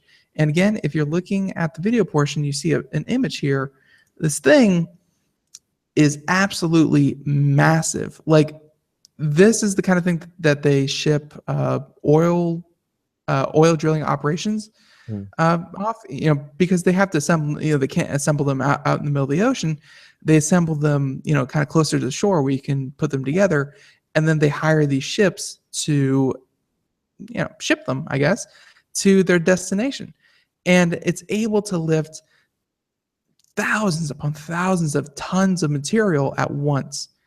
So, can you imagine if FedEx charges by the ounces, what this would cost for delivery? In fuel usage alone, this thing would, I don't know, I can't put numbers to this thing. It's so big. I can't imagine how much diesel gas goes into these things. It's quite phenomenal. So the deck area, and again, this is just the area where you actually store stuff, is about 211 meters by 68 meters. That comes out to, I want to say, about 800 feet long by about 200 feet wide. So many football fields. Yeah. 8 football fields. So that's like 16 football fields just on the deck of the ship. But that's what everything sits on. Whatever it is, it fits on the deck of the ship. Mm-hmm. Whether it be cargo train containers or things like this. I mean, something of this size, like this is the kind of thing that you would, like, let's say a cruise liner gets stranded. Like, you would send one of these things out to go pick it up. Like, how do they get it on there? Cruise liners. How do they get that oil rig on there in the first place? It's semi-submersible, So it actually, like, the deck goes below the water line, and then you can kind of slip it underneath, and then it rises back up.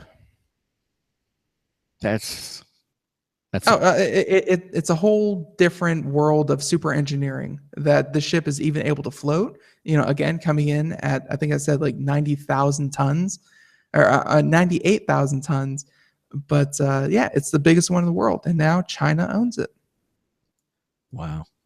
That's 90 seconds. Massive. massive. Well, listen. You could fit 2 Dell laptops on this thing. It is crazy big. It's huge.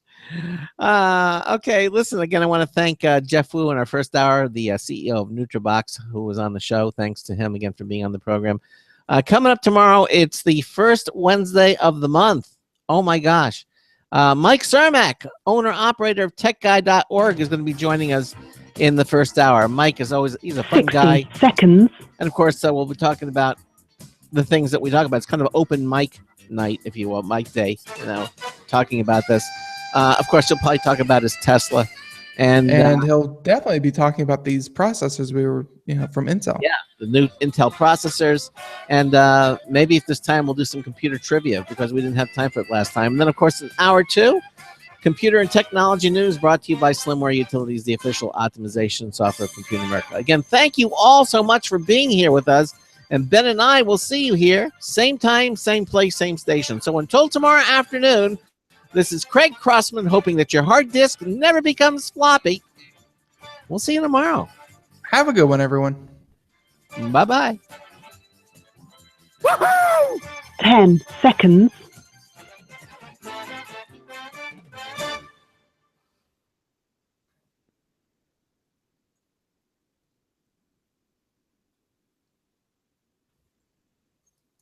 Thank you for using Blog Talk Radio. Goodbye. Okay, again, everybody, thank you for watching. It was a lot of fun. And Ben and I will see you here tomorrow with Mike Cermak from techguy.org. Have a great day. Bye-bye. Bye, everyone.